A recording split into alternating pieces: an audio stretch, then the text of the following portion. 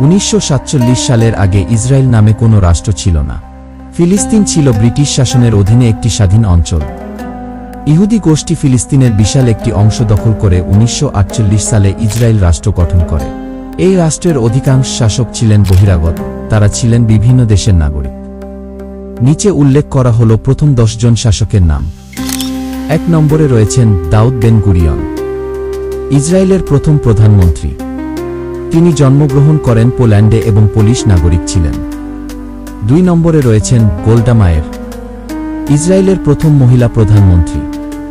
তিনি জন্মগ্রহণ করেন ইউক্রেনে এবং পরে যুক্তরাষ্ট্রের নাগরিক হন। 3 নম্বরে রয়েছেন মেনাহেম বেগিন, ইসরায়েলের ষষ্ঠ প্রধানমন্ত্রী। তিনি জন্মগ্রহণ করেন বেলারুশে এবং ছিলেন রাশিয়ার নাগরিক। 4 নম্বরে রয়েছেন শিমন পেরেস, ইসরায়েলের নবম প্রধানমন্ত্রী। তিনি জন্মগ্রহণ করেন পোল্যান্ডে এবং ছিলেন পোলিশ নাগরিক। 5 নম্বরে রয়েছেন এহুদ বারাক, ইসরায়েলের একাদশ প্রধানমন্ত্রী। তিনি জন্মগ্রহণ করেন ব্রিটিশ নিয়ন্ত্রিত ফিলিস্তিনে। 6 নম্বরে রয়েছেন বিনিয়ামিন নেতানিয়াহু, বর্তমান ও দীর্ঘমেয়াদী প্রধানমন্ত্রী। তিনি জন্মগ্রহণ যুক্তরাষ্ট্রে এবং নাগরিকত্ব ধারণ করেন। 7 নম্বরে রয়েছেন আভিগদর লিবারমান, ইসরায়েলের পররাষ্ট্রমন্ত্রী। তিনি জন্মগ্রহণ করেন মোল্ডোভাতে এবং ছিলেন রাশিয়ার নাগরিক।